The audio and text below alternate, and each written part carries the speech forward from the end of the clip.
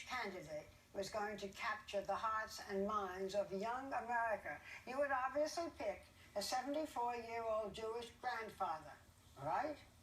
While Bernie Sanders is reaching young voters by employing a disarming, seldom seen tactic in American politics: authenticity.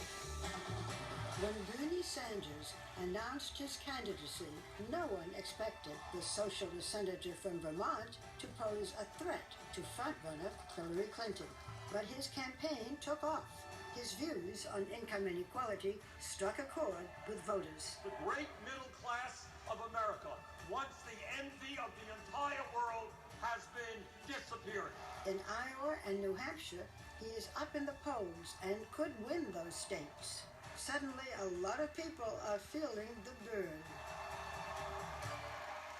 I don't want to insult you, but if you were creating the perfect candidate, it probably would not be you. You're not insulting me. Well, I agree with you. You would be younger. You might be better looking. Now you're insulting me, Bob. I would tend to agree with you 100%. So, did you wake up one day and say, I can do better? What I woke up one day and said is, we need a political revolution. We need to bring millions of people into the political process to demand that the government represents all of us, not just the wealthiest people in this country. And that's what our campaign is trying to do. You grew up in a home where your parents argued about money because there wasn't enough. Yes. Tell me about that. What was the atmosphere? My dad came to this country at the age of 17 without any money. From Poland. Poland. And my mother had dreams. You know, one of her big dreams was she wanted to own a home of her own, small home, rather than rent. My dad worked all of the time, but he never made a lot of money. So there was always pressure on in the family and constant bickering. When you're a kid, you pick up on that. Did this lack of money, this arguing about money, shape your policies? Absolutely.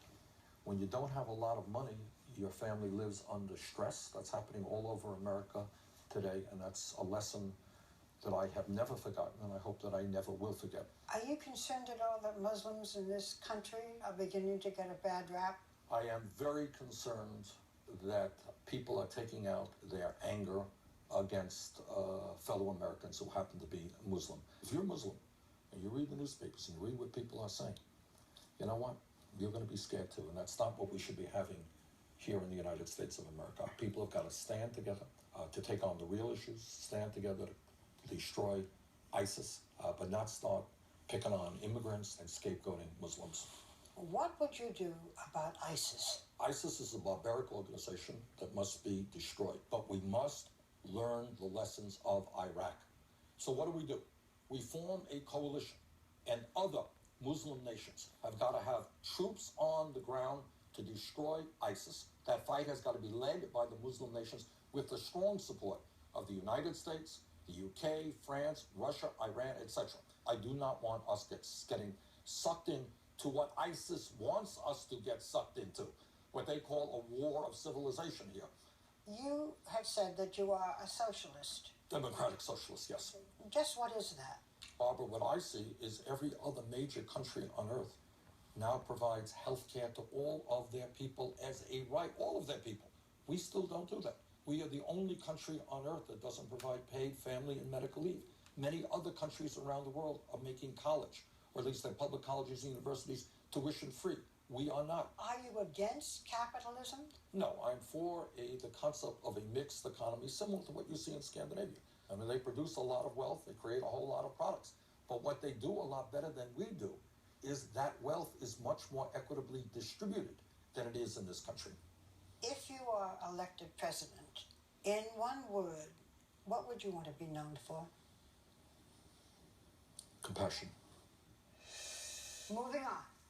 The businessman you are about to meet could have been on this list any of the past 10 years.